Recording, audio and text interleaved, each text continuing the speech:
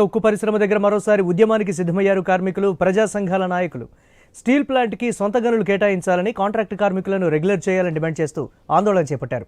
GVMC ధర్నా చౌక్ దగ్గర అర్ధనగ్న ప్రదర్శనకు దిగారు.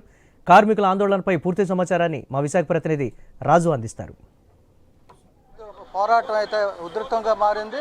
ఒకవైపు ప్రభుత్వం పరిరక్షిస్తామంటూ కూడా మరోవైపు స్టీల్ ప్లాంట్ నిర్వీర్యం చేసే తెరచాటు కార్యక్రమాలను నిరసిస్తూ ఈరోజు అఖిలపక్షం ఆధ్వర్యంలో విశాఖపట్నం జీవీఎంసీ ధర్నా చౌక్ వద్ద అయితే కార్మికులు, సిపిఐ పార్టీకి చెందినటువంటి నేతలందరూ కూడా ఆందోళన వ్యక్తం చేస్తున్నారు. ఈ నేపథ్యంలో అసలు స్టీల్ ప్లాంట్లో ఏం జరుగుతుంది, అదేవిధంగా ఈ ఆందోళన ప్రధాన కారణం ఏంటో తెలుసుకునే ప్రయత్నం చేద్దాం. సో చెప్పండి, ఈరోజు మీరు ఒకవైపు ప్రభుత్వం స్టీల్ ప్లాంట్ను పరిరక్షిస్తామని చెప్తుంది, మరోవైపు మీరు ఆందోళనకు దిగుతున్నారు, ఏంటి పరిస్థితి?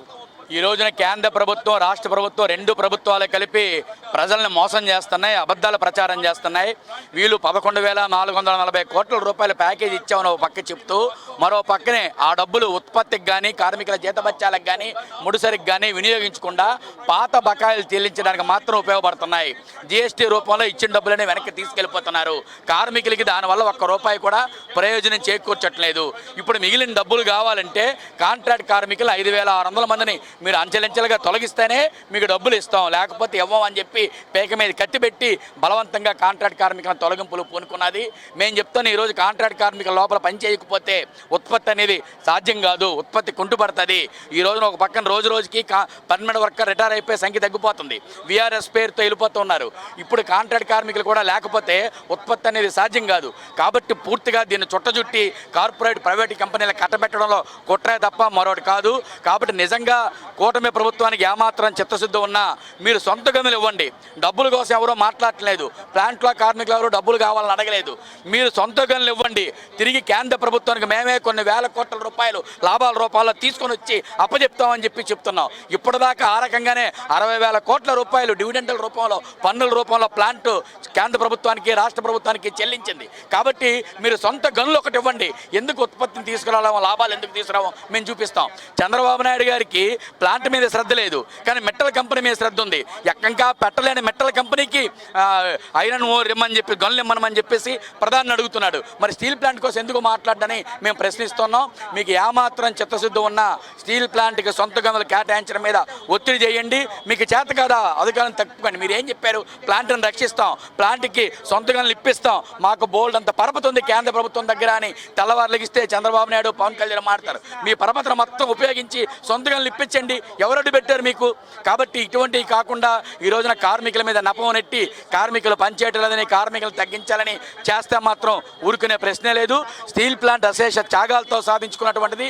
కాబట్టి మరిన్ని పోరాటాలు, త్యాగాలు చేసైనా దీన్ని కాపాడుకుంటాం తప్ప దీన్ని వదులుకునే ప్రశ్నే లేదు. 1% కూడా ప్రైవేట్ పరం కాకుండా అడ్డుకొని తీరుతాం. నేటికి 4 సంవత్సరాలు పూర్తయింది. ఇదేదో స్టీల్ ప్లాంట్ కార్మికుల పోరాటమే కాదు, మొత్తం ఆంధ్ర రాష్ట్ర ప్రజానీకం తాలూకా పోరాటం. ఇక్కడ దీక్షా శిబిరంలో ఆటో వాళ్ళు, భవన నిర్మాణ కార్మికులు, తోపుడు బళ్ళు, ఇంటి పనివారులు, మత్స్యకారులు, ఎస్సీ ఎస్టీలు అందరూ కూడా పాల్గొంటున్నారు. మహిళలు వీళ్ళెవరికి ప్లాంట్తో ప్రత్యక్షంగా సంబంధం లేవు. కాకపోయినా విశాఖ ఉక్కు, ఆంధ్రలో అనే సెంటిమెంట్ తోటి వీళ్ళందరూ పోరాటాలు చేస్తున్నారు. కాబట్టి తెలుగువాడి తాలూకా గుండె చప్పుడు విశాఖ ఉక్కు అనేది దీని ఎట్టి పరిస్థితుల్లో ప్రైవేట్ పరం కాకుండా కాపాడుకొని తీరుతాం. ఎలాంటి ఉద్యమాలకైనా సిద్ధంగా ఉన్నామని తెలియజేస్తా ఉన్నాం. మీరు చెప్పండి, నిన్న స్టీల్ సెక్రటరీ స్టీల్ ప్లాంట్కి రావడం జరిగింది, ఒక వ్యాఖ్యలు, తీవ్రమైన వ్యాఖ్యలు చేశారు. ఇప్పటికి ఇంకా అంటే మొన్న 28వ తారీఖున ఒకేసారి 1,300 మంది అయితే రిటైర్ అవ్వడం జరిగింది. ఇంకా మరో 3,000 మందిని తగ్గించుకోవాలి, ప్లాంట్ లాభాల్లోకి రావాలంటే కూడా సిబ్బంది తగ్గాలి, పనిభారం పెరగాలని చెప్పి ఒక వ్యాఖ్య చేయడం జరిగింది. ఇది ఎలా చూస్తారు? స్టీల్ సెక్రటరీ మాటలన్నీ కూడా ఏదైతే కేంద్రంలో ఉన్నటువంటి బీజేపీ ప్రభుత్వం ఏం మాట్లాడమంటే అది మాట్లాడుతూ ఉన్నాడు. ఐఏఎస్ ఆఫీసర్ అయినా కూడా, స్టీల్ సెక్రటరీ అయినా సరే. ఎందువల్లంటే ఈరోజు స్టీల్ ప్లాంట్ కాపాడాలంటే మేము రెండు డిమాండ్లు పెట్టాం. ఒకటి ఏంటంటే దీనికి మైన్స్ కేటాయించాలి, లేకపోతే మీరు విశాఖపట్నం స్టీల్ ప్లాంట్ని సెయిల్లో మెర్జ్ చేయండి అని చెప్పి మీరు డిమాండ్ పెట్టాం. అవి రెండు చేయకుండా ఈరోజు కూటమి ప్రభుత్వం మేము ఏదో గొప్పలు తీసుకొచ్చాం, మేము ప్యాకేజీ తీసుకొచ్చామని చెప్తా ఉన్నారు.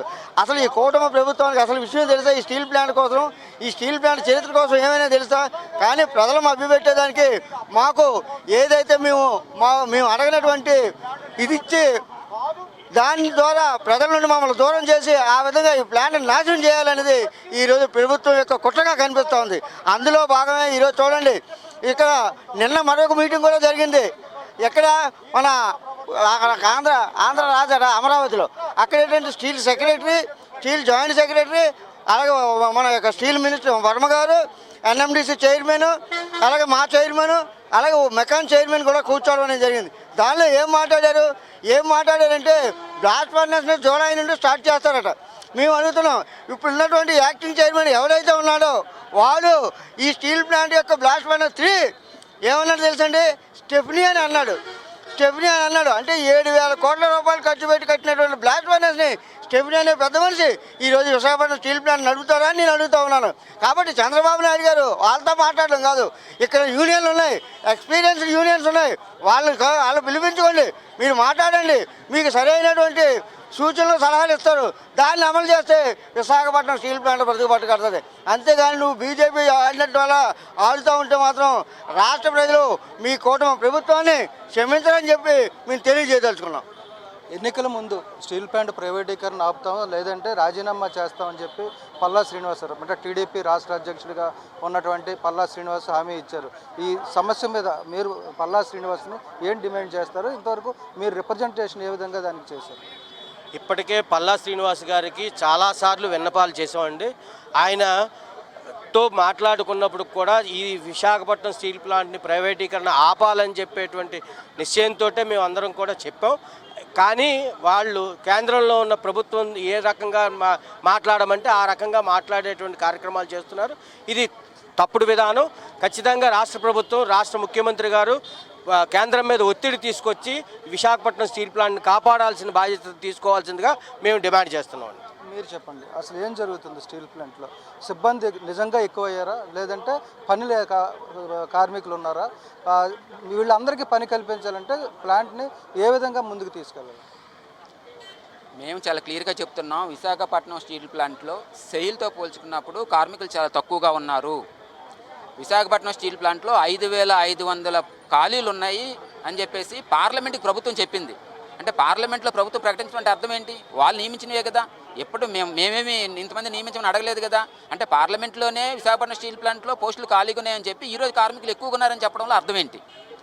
కార్మికుల మీద నెపం నెట్టేసి మీరు చేసిన పాపాలు, మీరు చేయడం వల్ల వచ్చినటువంటి నష్టాలను కార్మికులకు నెట్టేసి ఒక కుట్ర జరుగుతూ ఉందని మేము చెప్తా ఉన్నాం.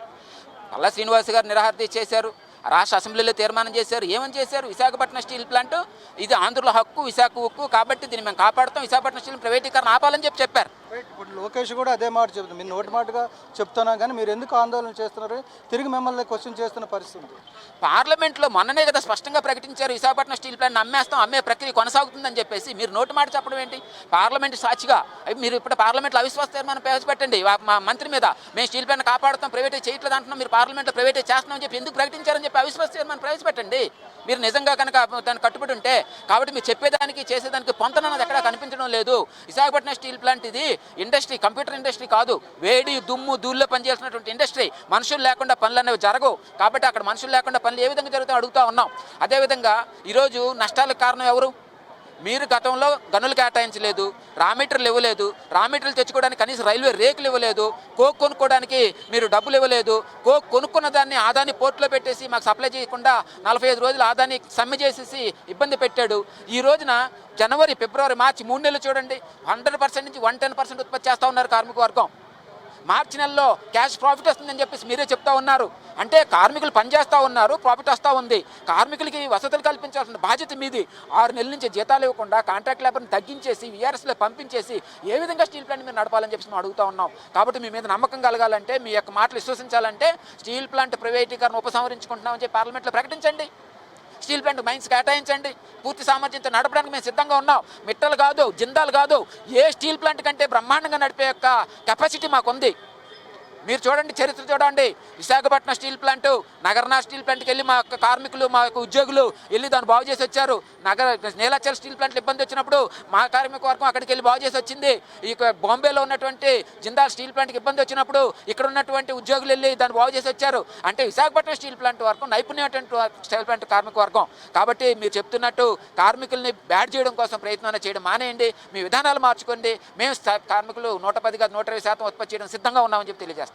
ఇది మొత్తంగా చూసుకుంటే ఏదైతే గత కొన్నేళ్లుగా కూడా అంటే దాదాపు 5 ఏళ్లుగా సాగుతున్నటువంటి స్టీల్ ప్లాంట్ కార్మికుల ప్రజా సంఘాల ఆందోళనలు మరింత ఉధృతమవుతున్నాయి. ఒకవైపు ప్రభుత్వం స్టీల్ ప్లాంట్ను పరిరక్షిస్తామని చెప్తూనే మరోవైపు అయితే తెరచాటుగా కూడా ప్రైవేటీకరణకు అడుగులు వేస్తుంది. మరీ ముఖ్యంగా చూసుకుంటే కార్మికుల్ని ఇందులో బ్లేమ్ చేస్తున్నారు. కార్మికుల వల్లనే ప్లాంట్ నష్టపోతుందనే ప్రచారం ఏదైతే ప్రభుత్వం చేస్తుందో దాన్ని అయితే కార్మికులందరూ తిప్పికొడుతున్న పరిస్థితి.